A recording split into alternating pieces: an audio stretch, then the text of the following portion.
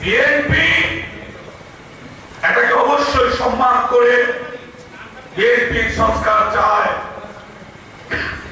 জাতীয়ভাবে দেশনেত্রী বেগম খালেদা জিয়া 2016 সালে বিএনপির চেয়ারপারসন হিসেবে দলের পক্ষে জাতির সামনে বিশ্ববাসীর সামনে ভিশন 2030 তুলে ধরেছেন।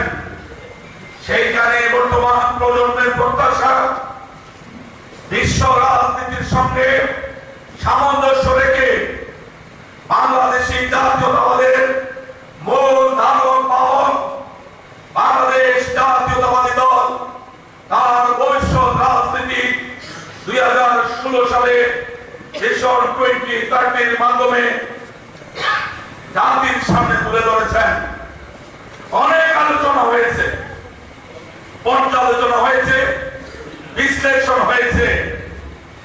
হাসিনা ভয় পেয়েছে, খালেদা জিয়া নতুন ভাবনায় আমাদের ছাত্র শ্রমিক এদেশের যুব সমাজ সহ সকলকে যখন আরো বেশি উজ্জীবিত করে ফেলেছিল, সেই জন্যই শেখ হাসিনা ঢাকাস্থ বাংলাদেশ জাতীয়তাবাদী ফোরাম এই এলাকায় ঐতিহ্যবাহী এলাকায় জাতীয়তাবাদী ফোরাম কর্তৃক আয়োজিত আজকের এই আলোচনা সভা